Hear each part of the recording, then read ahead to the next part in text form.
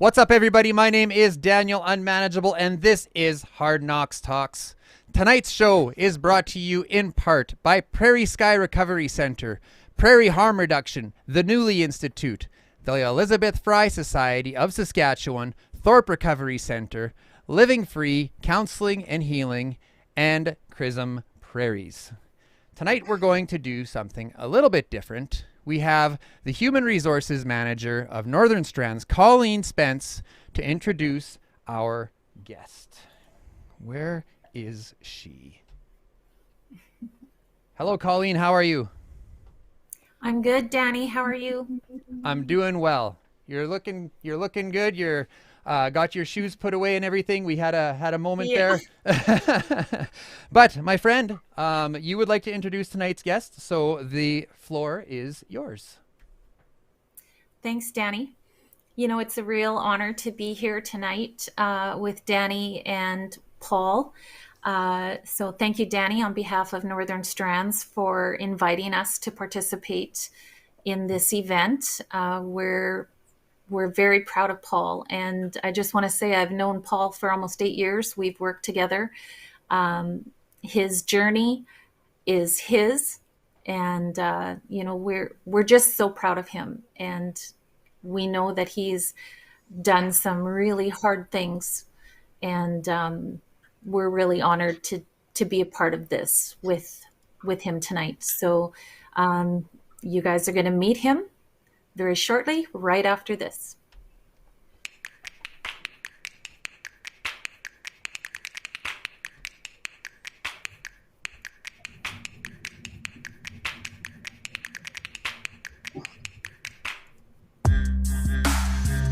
I spent 23 years living in addiction.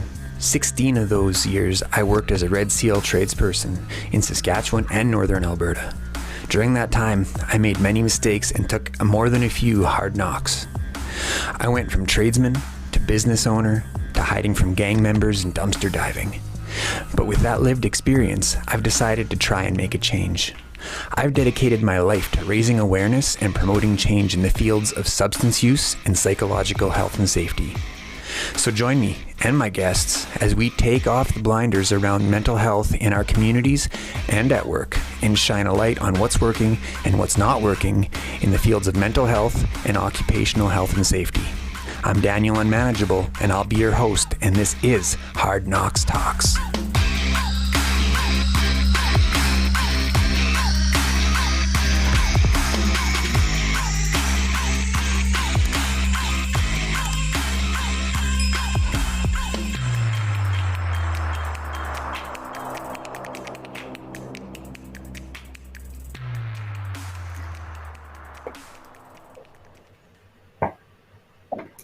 All right, where is our friend Paul? Here we come. Hopefully. There we go. Hey, Paul, how are you? Hey guys, how you doing? Thanks for having me, Dan. Yeah, very welcome. Is there anything that you'd like to say before we jump in? Yeah, I just want to speak here a little bit. I'm actually surreal that I'm actually speaking to you right now. I mean, 10 months ago, I didn't even know what I was doing with my life, with my addiction. As I'll explain, so it's pretty crazy to be here. I was pretty shameful, guilt about my addiction. So I didn't want anybody to know, and here I am 10 months later on a podcast telling the world about my experience. So just very happy to be here. You're doing wonderful things, and look forward to spending some time with you. Awesome. You ready for the flashback? You bet. Let's do it.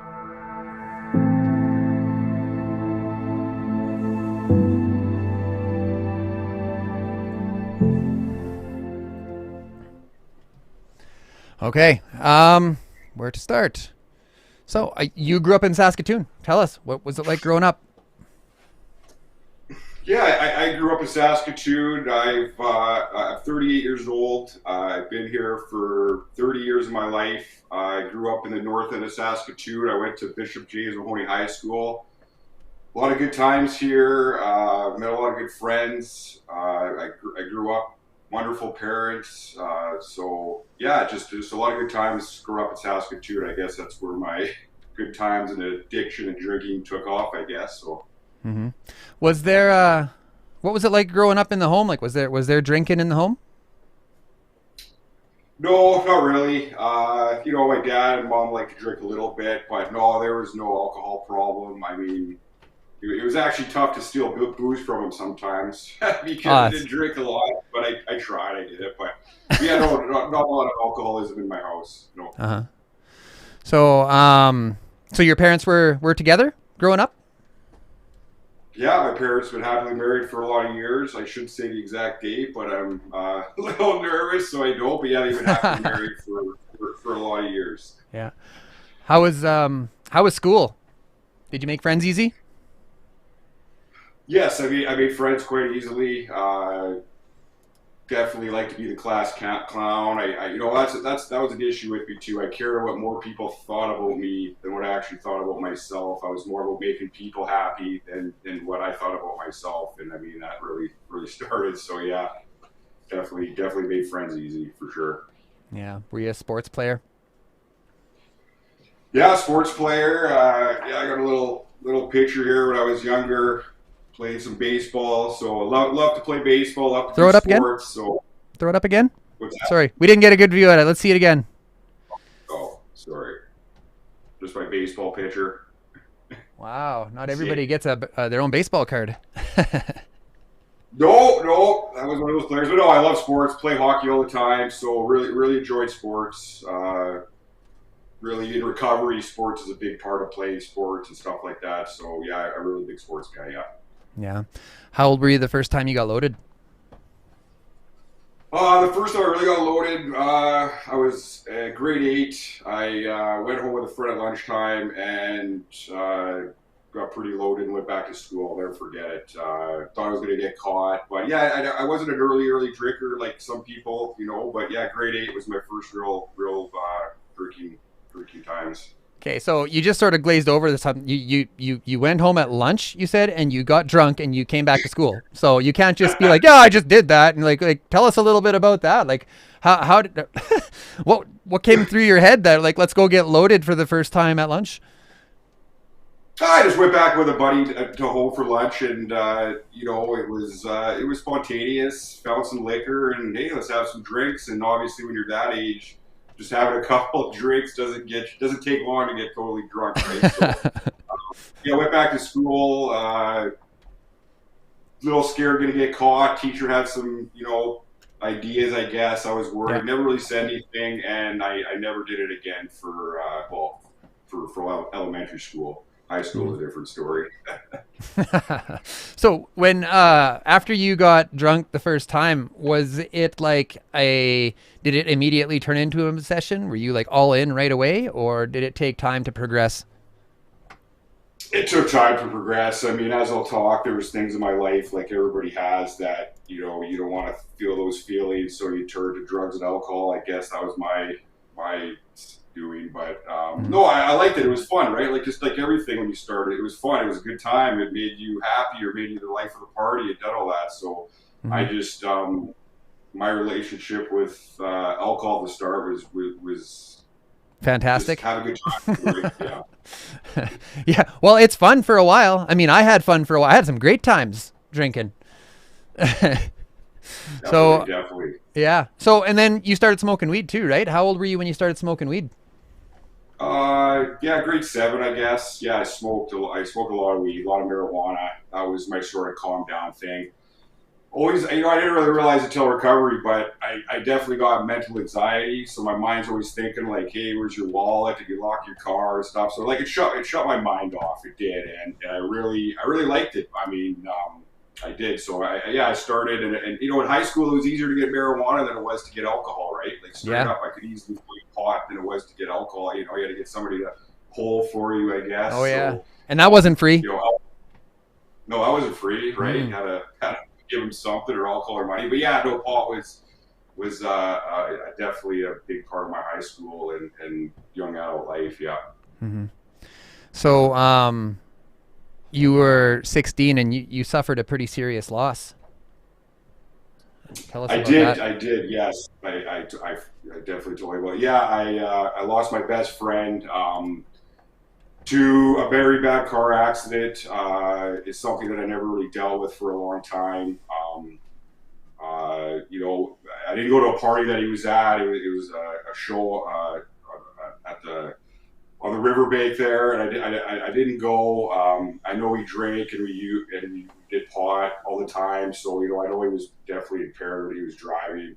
One thing did was I was supposed to pick him up. I told him I'd pick him up again at night, and me being the selfish person I was, I didn't pick him up, and he decided to drive, and he was on a terrible accident, and he passed away. And that was something that I never really come to terms with. I never really forgave myself or let him forgive me, and I took that for a lot of years. I was a long time ago, and I still have a tough time. I mean, in my recovery, I have forgiven myself, but that was a big reason to not deal with those emotions and definitely turning to drugs and alcohol to not think about that. Yeah. Yeah. So, did you graduate? I graduated high school. I did the bare minimum. I was there for the socializing. I don't. You know, I wish I would have done better in school and did whatever, but it is what it is. You don't dwell in the past. Definitely something I've realized. You move forward. You don't dwell in the past. Definitely recovery. But yeah, I did graduate high school. Yeah, and did some university too in Commerce College. Yeah. Did you did your drinking ever get you in trouble? Like, did you have to do things to support your habit, or what did that look like for you? Did drinking get me in trouble? Absolutely, it got me in trouble. I mean, Be weirder if it about an didn't. hour. Yeah, it definitely got me in trouble. I mean, I stole liquor from my parents and got caught. I mean, I definitely did the drinking and driving, even after I lost my best friend. You know, it's it's a big part of the. You know, I'm not going to say the prairie thing, but it's definitely you have some drinks and you can drive, you think, and Hmm. I was just lucky. I'm a talker and I could talk my way out of some situations.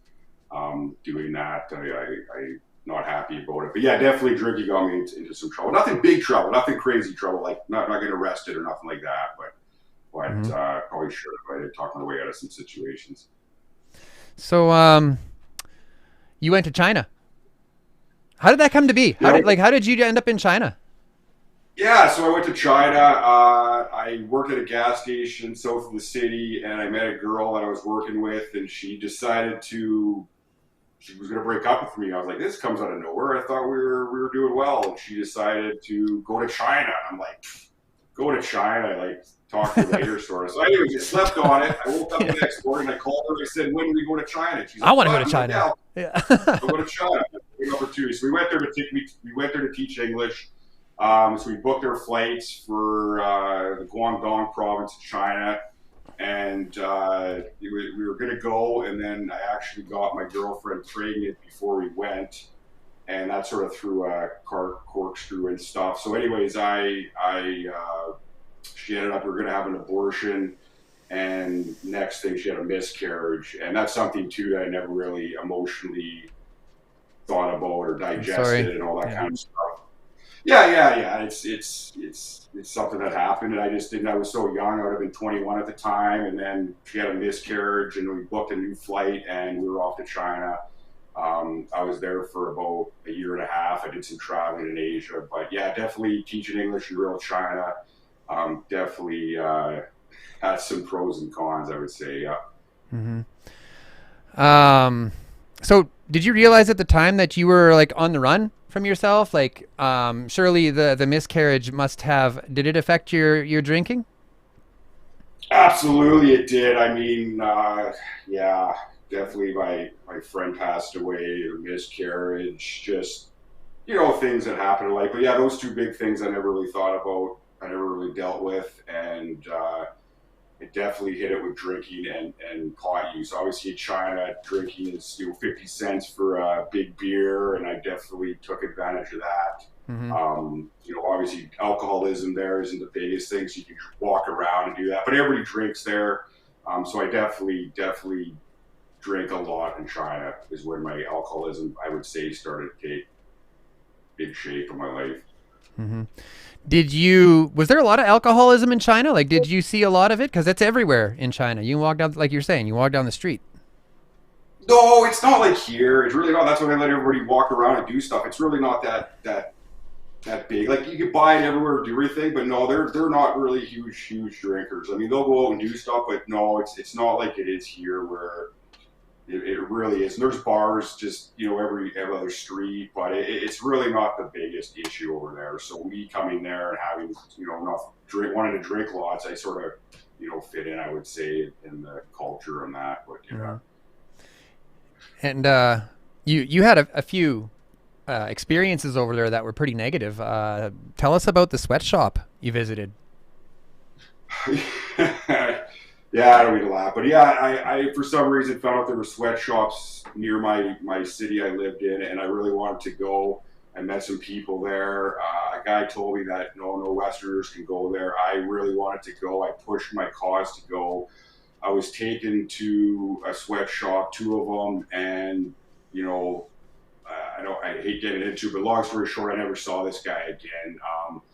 The government found out that I was there. They came to my apartment. They took my phone. I didn't have any pictures, obviously, but they were blown away that this foreigner was able to come in here and look at a sweatshop. So that was something too. I really hold myself accountable for wanting to go to that thing, and somebody taking me and never hearing from that person again and not knowing the real reason. But I have my thoughts on what happened to him. But yeah, too, like even living there, there's a high school across the street, and one of the ladies there was in grade 12, and I didn't understand what was going on at the time, but she went on top of the school, and in front of me, she jumped off the school, and I never understood it, but I found out later that she graduated with a 91% average, and she needed a 95% average to get into the university that she needed to get into, and she felt like their family told her they let her down.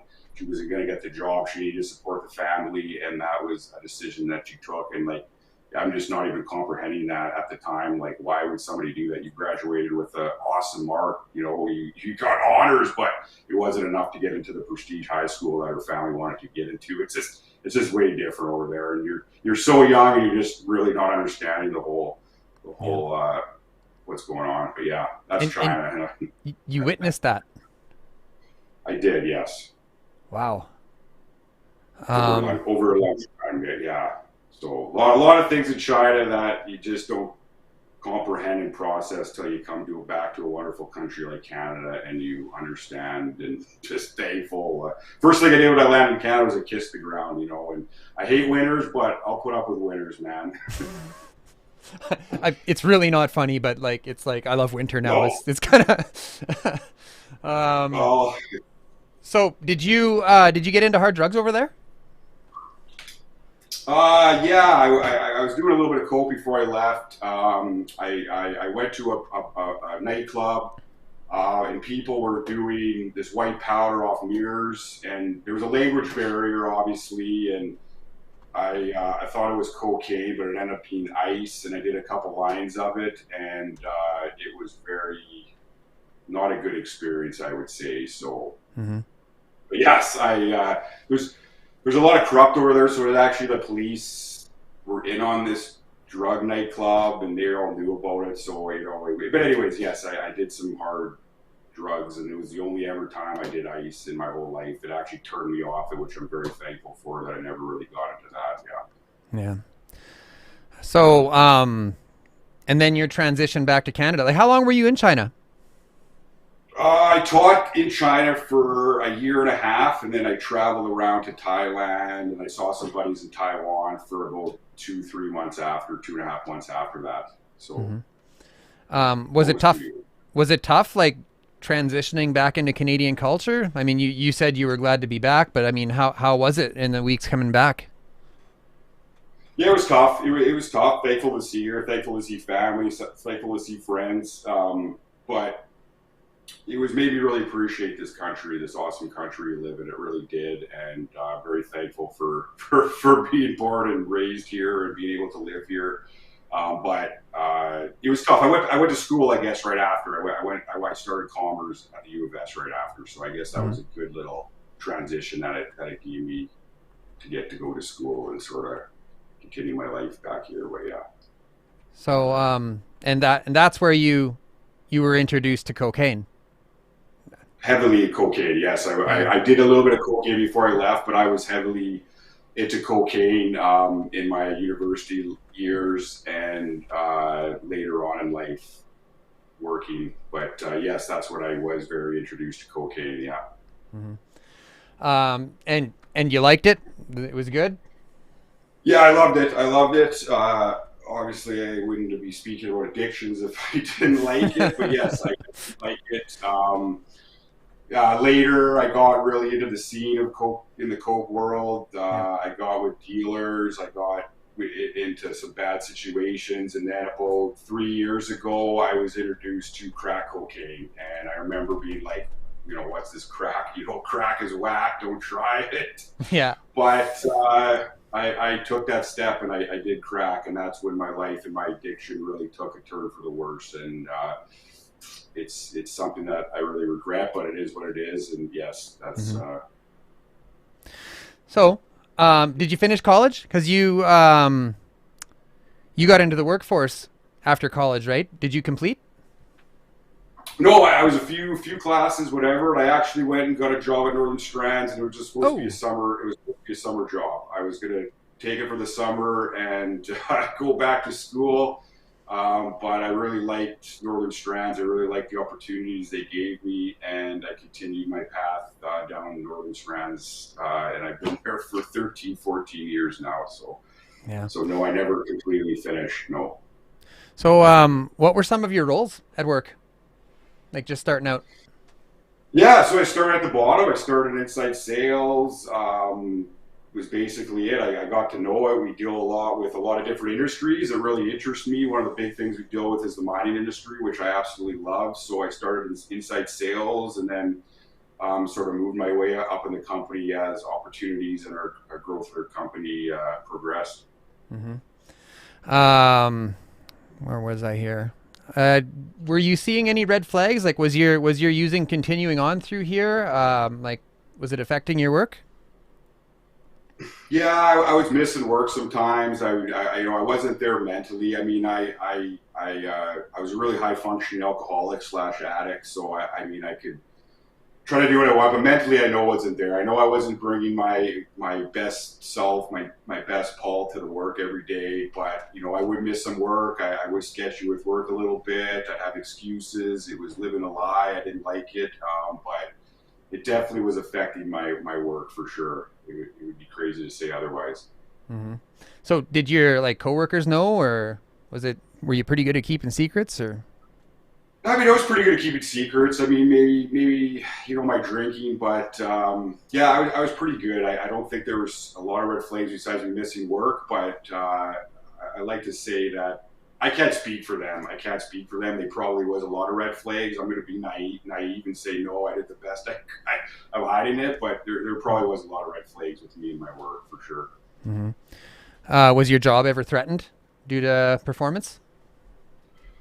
I wouldn't say threatened. I mean, maybe I had some write-ups or some talking tos, but I mean, I never really was threatened, I guess, till when stuff hit the fan here earlier this year, for sure. Mm-hmm. So at what point did you realize that your substance use was going to end your career? Yeah, so I had to go do a job on an industrial site in southern Saskatchewan, which means I had to do a piss test. And I piss test as, what you say, hot. I piss test hot.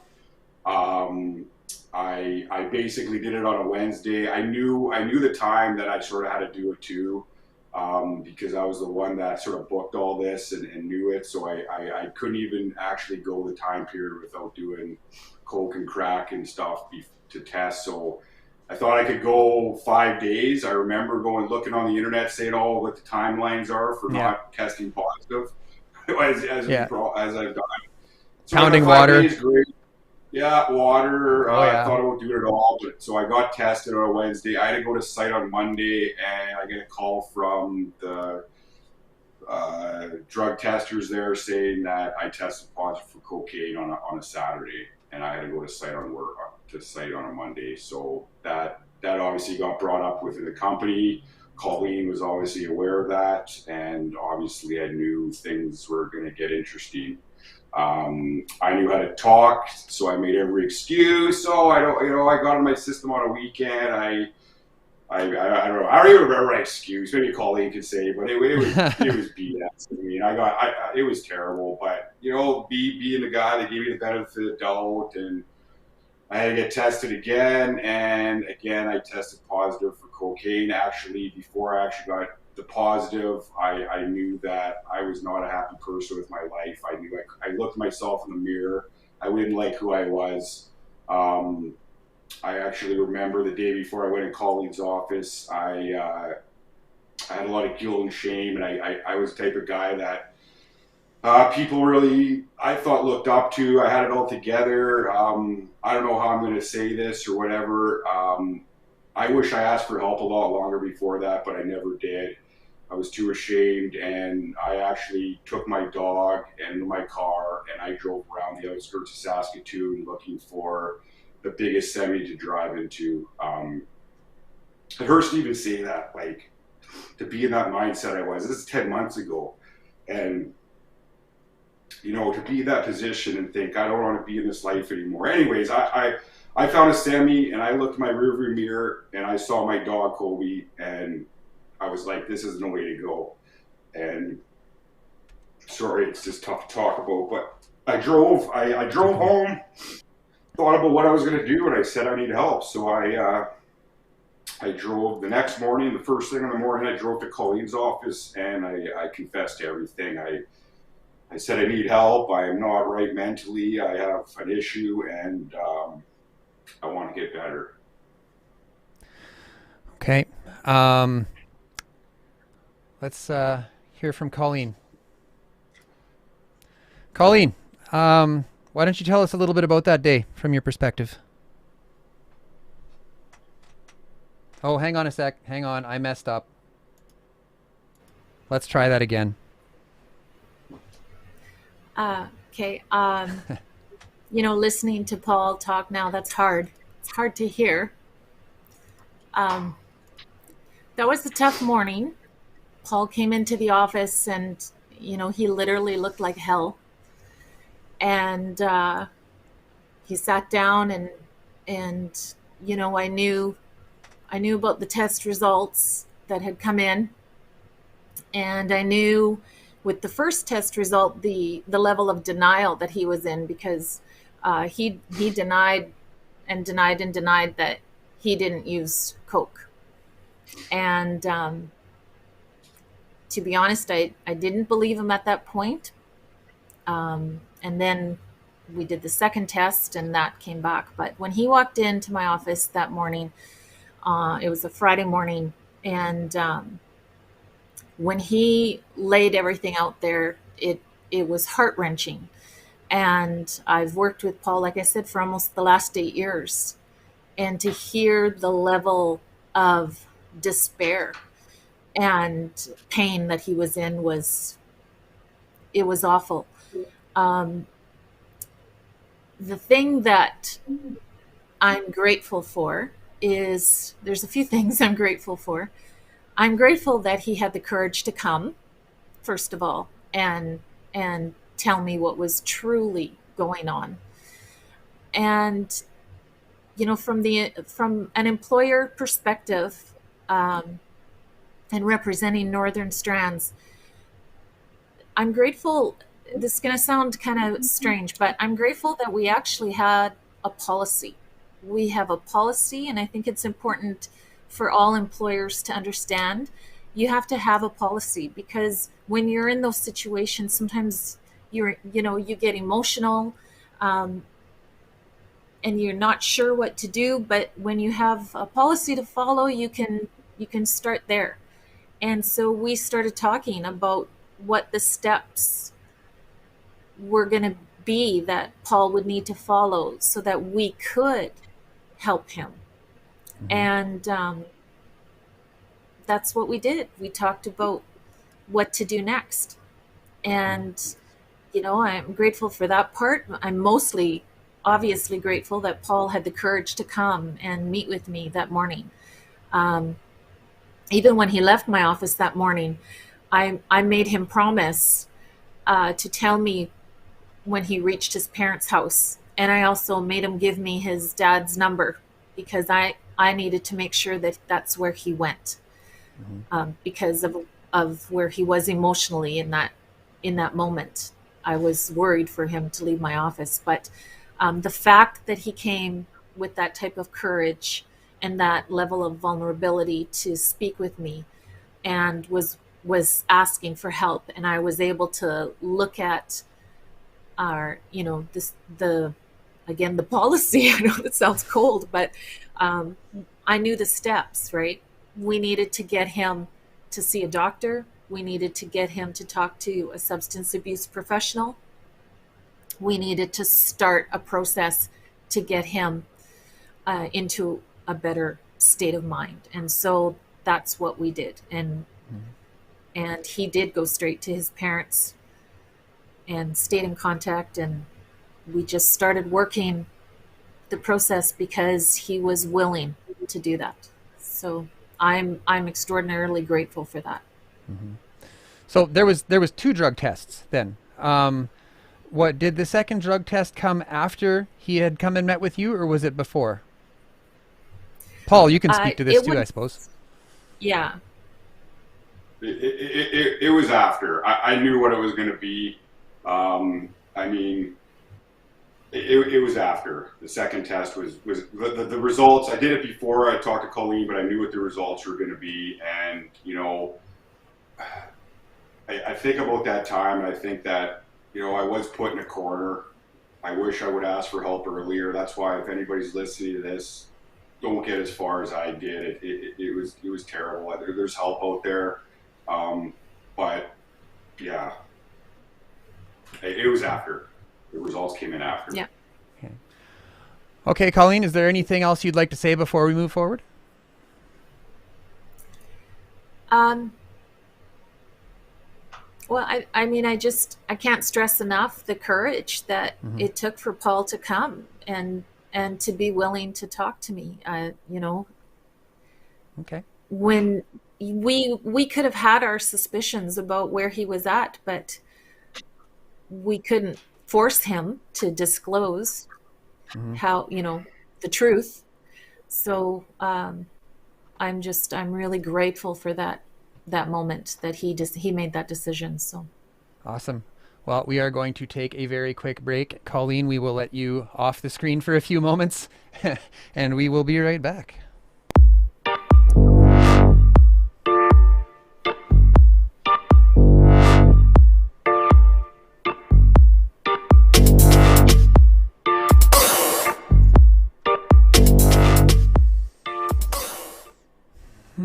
Paul.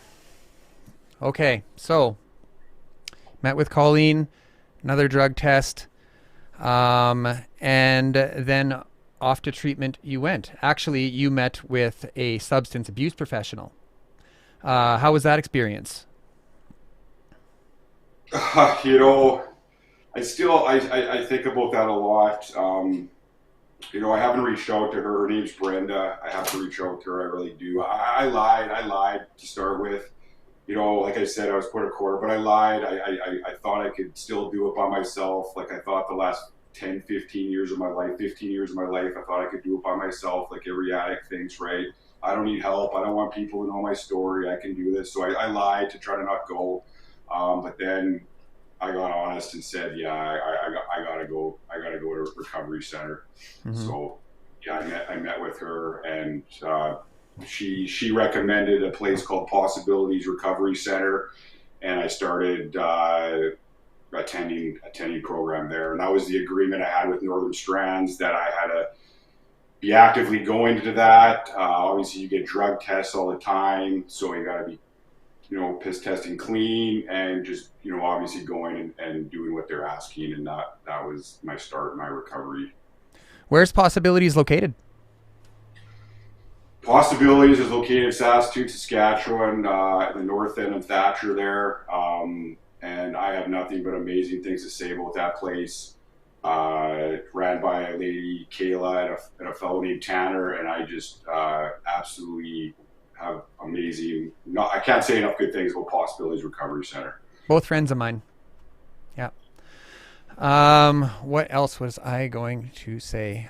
Tell us about your time with Possibilities. We talked the other day. You said you didn't buy into it right away. In fact, I think you even failed a couple more tests. Tell us about that transition into recovery.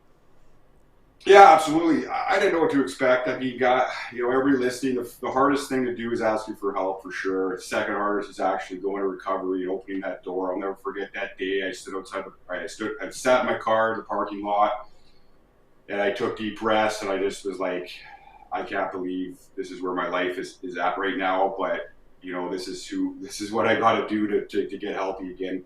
I didn't like who I was. I hid myself. I was not a happy person at all. I looked myself in the mirror and I was disgusted with who I saw, and I didn't want to be that person anymore. But so anyways, I open the door, I walk in, I meet some people. I don't know who they are. And I start hearing these stories about everybody, and it's just like, I cannot believe how hard this is going to be. I can't do this. And I knew I had to go, but I didn't fully commit to the program. I think there was one of the first 2 classes, I actually texted my drug dealer in one of the classes and met him afterwards. I'm shameful to say it.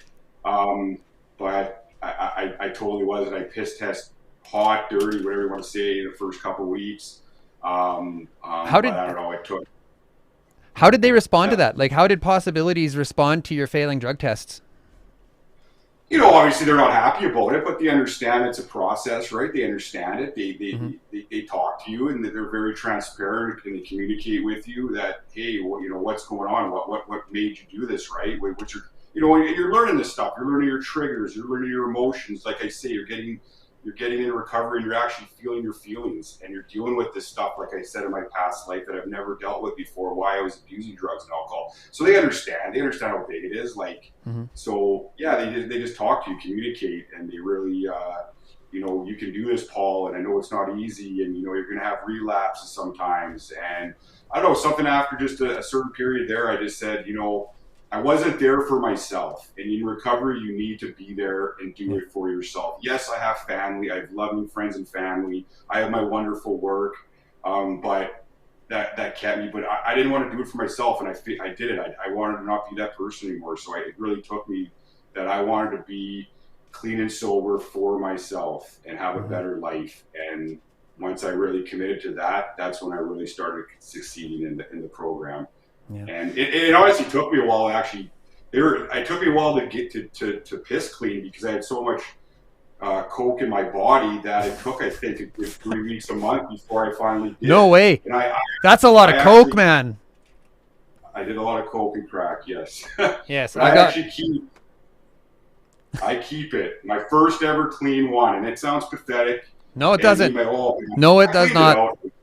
I cleaned it out, but that's my first clean one, and I keep that, and I reference that, and I look at it, and it keeps me going, and it keeps me going every day, because I fight. I live by day, one day at a time, sometimes 1 hour at a time, and so it sounds corny, but yeah. So, anyways, Kayla's chiming in right now. I didn't do good at the start. Kayla says, "You're worth this life." Thanks, Kayla. Everybody is. So did they change their did they modify your treatment program or your treatment plan when you started pissing hot? Like, was there a fork in the road, and like, okay, well, you pissed hot, so we're going to go this way now? Or was it business as usual? Yeah, they take you case by case, right? Like, if I was really not showing up to classes and not doing, like, I still did stuff, and it just, I had some bad relapses, and I'll be honest, when I first got in recovery, I thought I was going to get that diploma at the end and I was not going to think about recovery anymore, that I was Cured. cured. Just cured. And I'm fine. And that's so not the case. You know, it's a battle. I battle every day. I'm so happy with where I've come in my life. And I know I say this, and people watching that are probably struggling and maybe just fighting like I'm fighting. And, you know, we're worth it, but if Paul Granger can do it, you can do it. Because I never thought I would ever be here talking to you, talking about my addiction, and I'm just very grateful for that. Mm-hmm. So, no, sorry, I didn't say what you said. No, they didn't really modify it because my case-to-case study, I was still doing well. I was still doing. I was communicating. You know, possibilities. It's a transparent time, a two-way. So no, they didn't really change much. You know, we are going to bring Colleen back in here for a quick moment because I have a question for her about this. Colleen, welcome back. I know this is unscheduled, but it popped into my head. What was your experience with Possibilities Recovery Center? Were you able to keep tabs on what Paul was up to? Did they give you updates? How did that work? You know, I think they take the confidential information like very serious. Like they didn't tell me the things that Paul was sharing. I didn't get weekly updates or anything like that. Really, the updates came from Paul. We part of our agreement was also to keep in communication with me, and so Paul and I connected more, and sometimes just through an email, sometimes a phone call, a text, or whatever. But the information he would share with me from Possibilities was always good. And I feel like I could have reached out if I wanted to, but I didn't want to interfere with their program with Paul. That was for Paul. And so, you know, again, we were just super proud of him for attending. And we know that they provided us with information about their program. So that was very helpful. And so, you know, certain stages we could see when Paul was in the honeymoon stage, so to speak, or, you know, that kind of stuff. And, but no, sorry, they didn't provide me like a weekly report or anything like that. And I think that's okay. You know, we needed to trust their process, and we needed to let them work with Paul where he was at without our interference. Awesome. Okay, well, we're going to punch you out again for a few minutes. Thanks for chiming in. Yeah, no problem. Okay, now where were we here? Were you going back to work before you were done treatment? No, I should say, so I forgot about the agreement, so I did have to check it with Northern Strands every week, which I did. I took that very serious, that Northern Strands, what they did for me was, I don't even know if I'd be here right now. I get emotional over it because I don't know if they would have pulled up what they did. I honestly don't know if I'd be here right now. Obviously, there's a lot of people, but what they did instead of kicking me to the curb was very unreal for them. But yeah, I was supposed to go there for 8 weeks, and it ended up being 16 weeks. Yeah, sorry, I lost my train there. Sorry, my train of thought. It's okay. So you went for 8 weeks, and then they recommended you stay longer, or what did that look like? Yeah, I was supposed to do 8 weeks, and it turned into 16 weeks. When I was told that I should do longer, I was pretty upset about it. I wanted to get my life back. Oh, I know you asked me, did I go back to work? I did not go back to work. I knew that I was fully committed to it. I'm very thankful. I know people that they have to go to work and fight through the recovery, and I just have so much respect for those people because there was no way I could have done that. I had to be fully committed. I had to go every day. I honestly have so much respect that people can do both those things, but I knew if I needed to succeed in it, I had to fully focus on my recovery and not work. So no, I didn't. But so I was upset with the 8 weeks turned into 16 weeks, but those last 8 weeks were tremendous. I felt like I had a lot of growth in the program, and I'm really happy I did it. But at the time when I was told, I was not a happy camper. So, tell us a little bit about what it was like going back to work. Like, how was that transition? Yeah, it was very tough. I honestly didn't know. I mean, I was so into the program. I actually, at the end of it, got into it. It was my life. So I didn't even know what it was going to be like to go back to work. I was worried about what people were going to think of me about my work, what they're going to say. Do they know my story? All that kind of stuff. So it was very tough. But like I said, I was able to meet Colleen at the door, and she told me, Paul, you've done this, I don't know, 1,000 times, 1,000,000 times, you can do this again. So it was very, very emotional, tough for me to step through those doors again. But I was obviously in a way better mindset, a clearer mind, and I was just more very thankful for what they did to me, for me. But yeah, it was a very emotional time going back to work, yeah. Okay. And we are going to bring Colleen back in again to talk a little bit about her experience that day. Colleen, what was it like seeing Paul walk up to those doors? Tell us. You know, I think I could feel his nervousness, and you know, I wanted to try to reassure him that he mattered to us and that we were happy for him to be able to return to work, for sure. You know, you don't have an employee that works for you for 13, 14 years and then, in my mind, kick them to the curb. We saw Paul do the work, and we saw the change in him. Him and I met at the Tim Hortons one day, and we just sat and talked about everything. And even that meeting alone, it showed me how much he had changed his own life. You know, when you could see that he valued himself again, and that he had, you know, kind of found himself. So that was all very encouraging. And so when we met that day to walk through the doors, I could feel his apprehension. And, you know, I said what I said. You know, you've walked through these doors 1,000,000 times, Paul. You can do it again. And let's just go and let's talk and make the plan for you to be back at work and get your life back. And he did the work. Paul did the work. We just were fortunate to be able to be alongside him for that journey. So he walked through the doors. We met with our boss and developed the plan. And then he started, I think, that Monday.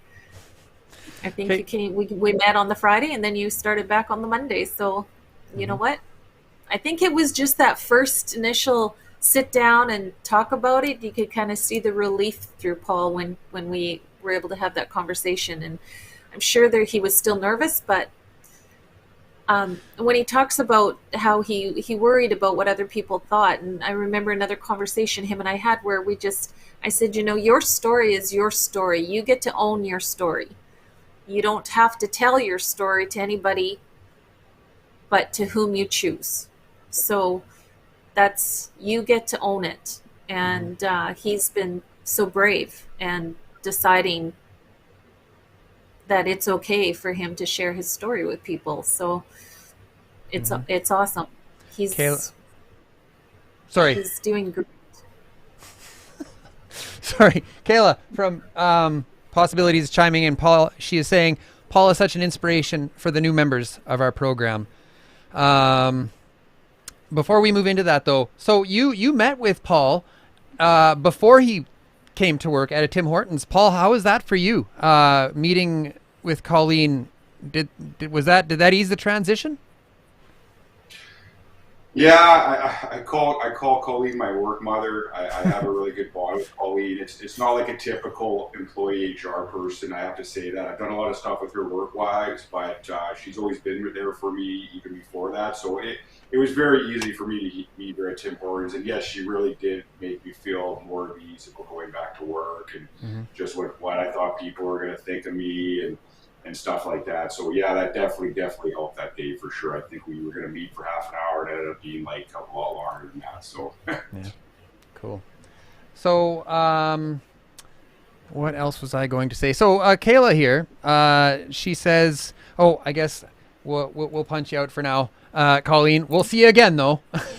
Yeah. Kayla says, "You are such an inspiration for new members. How are you seeing the new members? Are you involved with an aftercare program, or what does that look like?" Well, they have social skills every Wednesday where ex members, graduated members come back and sit in with current members. So I was that person, that new member that met people like myself, and I'm not saying I'm an expert. I'm not even saying I'm close to that, but Yeah. I have some experience. I have some thoughts. I have some things on recovery and what you're going to do. So I'm just so thankful for the recovery community, on everybody just supporting me, and I feel like I have a lot to give back to people in recovery, and I feel like I can help some people out just with my experience. Like I said, if there's people struggling out there, my name's Paul Granger, send me a message on Facebook, we can meet, we can talk. There's a lot of help out there, but I just feel like I could really help a lot of people out, and that's basically. But yeah, they have things for after things, and I'm going to probably co-chair some weeks coming up here. I've been asked to give my insight on certain subjects you go through within the program that I feel like I did pretty well, or they feel like I did pretty well at. So yeah. Mm-hmm. So you're getting a sense of community then out at Possibilities? I've never felt a better sense of community. I've always been a community person, but I just never realized on how many wonderful people out there are, and just on people that are hurting. And I think we're all just worth being happy in life and helping each other out. And I've met people in Possibilities in just the recovery world that I have relationships with them that are better than people I've been friends with for 20 years. Like, it's just your vulnerability, you're talking, you're honest, you're telling things you've never told anybody, and you really feel that in these rooms. And I'm just feel like I can give back and help people out, and just, it's a two-way street too, right? You know that, even doing stuff like this, listening to this, doing it, you're helping people out, it helps you, it keeps you sober, keeps you clean. And I don't want to get complacent too in my recovery. Like, I'm not even a year. I've been sober for 5 months. Like, it's been a journey. I've been sober for 5 months. I'm not saying I fight and I have to go to meetings, and I'm not going to wake up and say that, oh, I'm cured, right? It's a disease we have. We didn't ask for our addictions and our alcoholism, like, we didn't, but we still have to fight, and we can't get complacent in our recovery as well. So, how's work now? Did they give you different things to do? Did they put you in a new area, a new place? How was that? How does it look now? Yeah, so I work for a sister company of ours in the Northern Strands group of companies, and I like it. It's a change. I'm now a purchaser. I was a sales guy. I was chasing sales down. Obviously, when COVID hit, it's a lot harder. But yeah, I just thought a change for me would be good. I totally agree with that, and I just really liked it. I like I say, I don't wake up on hungover. I'm excited to go into work. Like I used to on weekends, just party and do crazy things that I'm not proud of, and I'd go to work on Monday and I'd be way more tired. Now I go to work on Monday and I'm like, what did I do this weekend? And I'm just like, boom, boom, boom, boom, boom, boom. And I'm just like, oh man, that was a way better weekend than what I did before, so yeah, just happy to go to work, and it's a change, but I like it a lot. Yeah. Before we go on, I just want to let our viewers know that we're going to go into the viewer's voice here, where there's going to be an opportunity for Paul and myself and Colleen to answer any questions you might have, or look at any comments. If you want to join the conversation through chat, get your comments in the chat now, and we'll look at them. So, Paul, are you seeing any discrimination at work? Like, are you being treated differently now? That people sort of know that you've gone through this? Well, I don't think people know my whole story. Now it's probably out there, which makes me feel good. There's a lot of guilt and shame. Even when this got brought up and it got posted as stuff, there's people reaching out to me that I've never really, I don't think, know my story. I was feeling guilt and shame a little bit, but that went by pretty quick, but no, nothing. My company's been absolutely wonderful with me. Everybody involved has supported me. And I'm just very, very thankful for what Northern Strands group of companies has done for me. Cool. Okay. Well, that brings us to today, I would say. Would you agree? I would agree. Okay, well, let's go into the viewer's voice and look at some comments.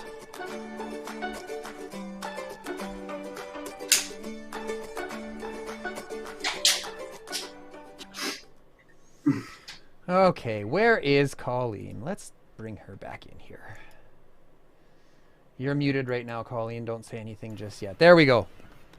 Okay, so we have a few comments here. So my friend Barb is chiming in, and Barb would like to know, what are the key parts of the policy you think are most important for supporting workers?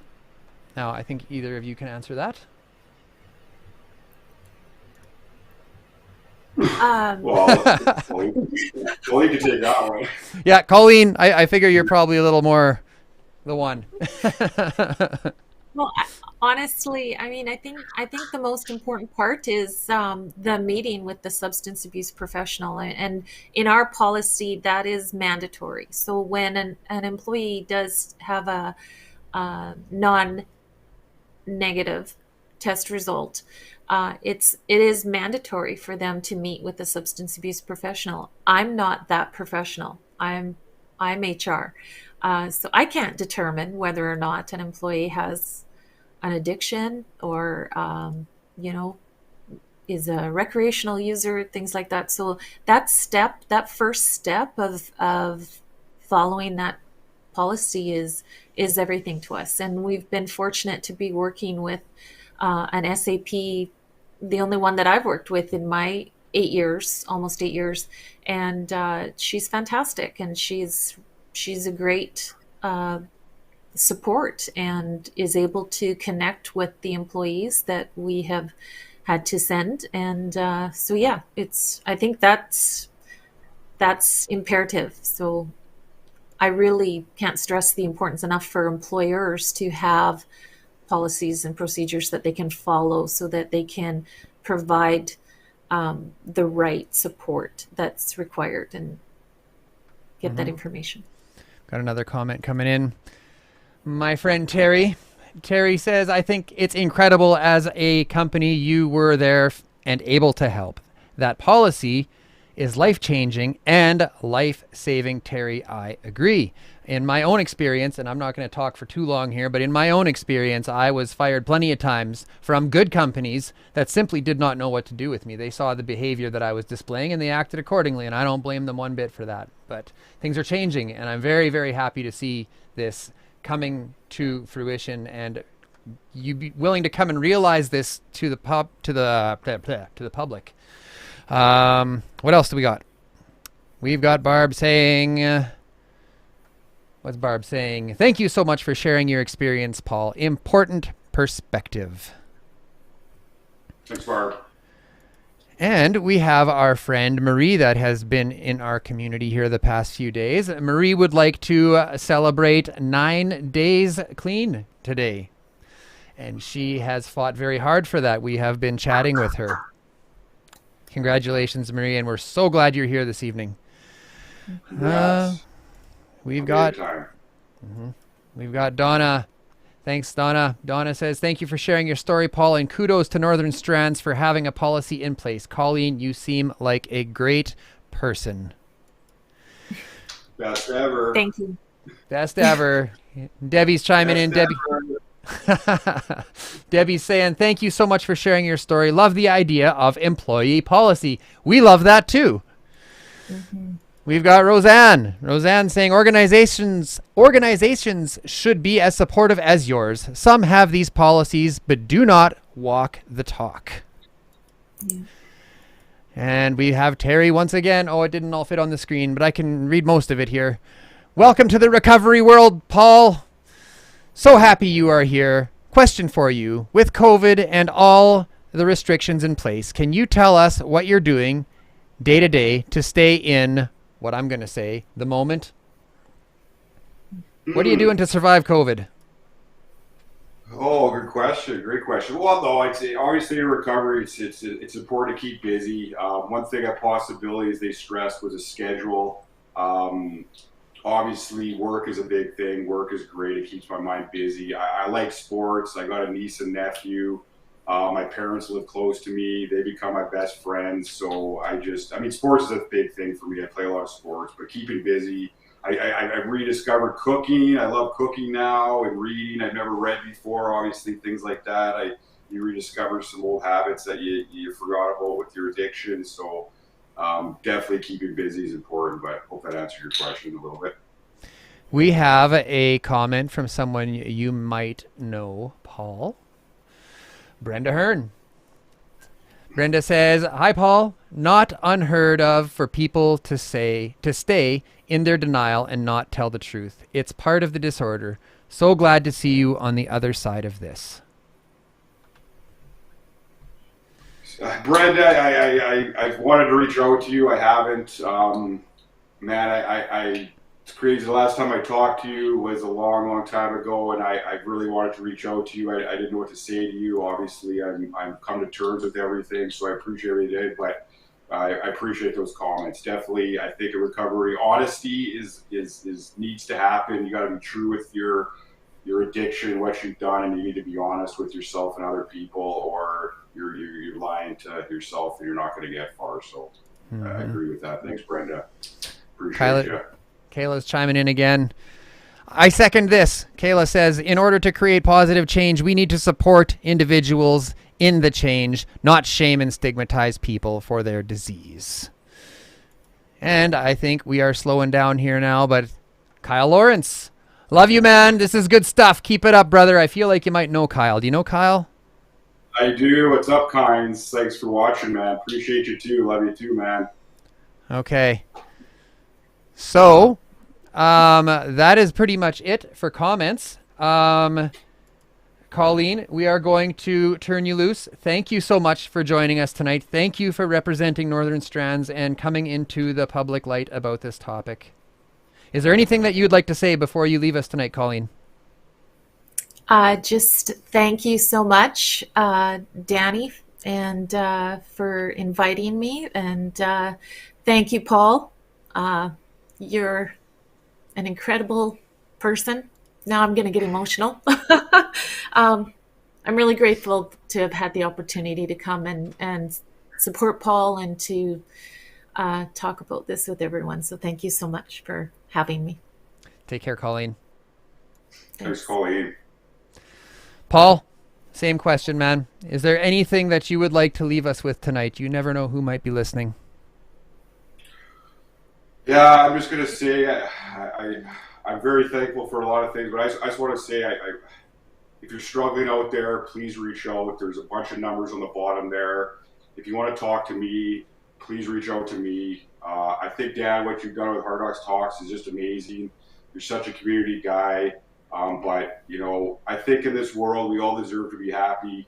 We deserve happiness. We need to love ourselves and one another. And it all starts with loving yourself. And that starts with tackling our addictions. And I just want to say I'm very thankful for Northern Strands. I'm thankful for Colleen. I'm thankful for everybody that has helped me in that company, because I honestly don't know if I'd be here right now. I honestly don't know. And that just is crazy to say it, but my parents have been amazing to me. They've been great to me. I wouldn't be here without them. They've supported me. They've never judged me. They've never ridiculed me. They've just been very understanding.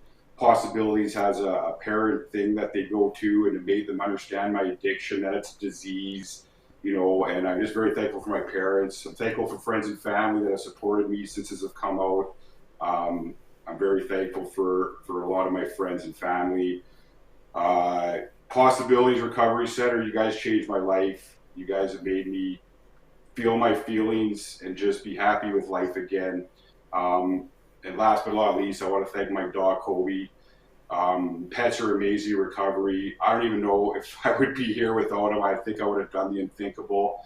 My dog is 10 years old and he's my life. I don't have kids, but my dog, Coley, has been a huge part of my recovery, just taking him for walks when I'm struggling and just doesn't judge me like a lot of people, and I don't care what a lot of people think. But anyways, very thankful for having me, Dan, and I'm just thankful for being here and sharing my story. You're very welcome, man. And we are dog people on Hard Knocks Talks, so we can relate. Nice. Yes. Go Dogs. Yes. Okay, Paul. Thank you so much for sharing your experience, strength, and hope. Take care, my friend. You too, sir. Thanks, everybody. Stick around for the draw.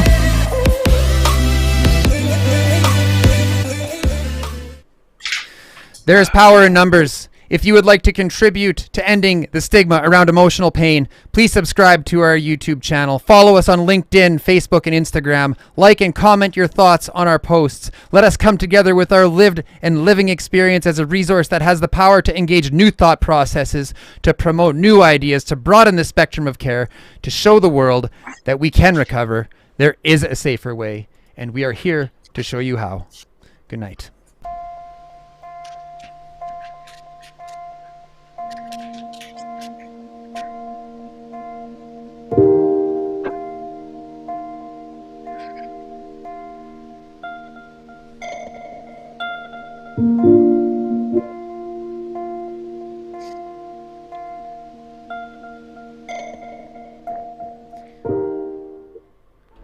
Okay. Grady, come spin the wheel, man. You're the spinner. We have got a $50 gift card to give away tonight, courtesy of P5 Project YXE here in Saskatoon. Principal Investigator Barb Thornsler would like to say thank you for the community for participating and for sharing their valuable insight and expertise. We are going to spin this wheel and give a card away on their behalf. Give her a spin, buddy. Up here. Up here. There. There. Spin it. There we go.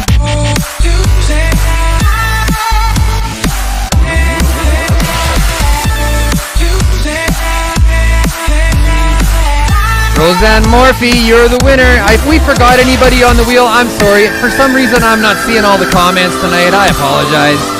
I don't know what else to say about that. My bad, I guess. So anyways, Roseanne Morphy, you won. Again, you gave the first one away, so you get another one. So we'll be in contact. I know where you live now. So anyways, that's it. Take care, everybody. Join us again next week right here on this page. Same time. Hard Knocks Talks. Good night.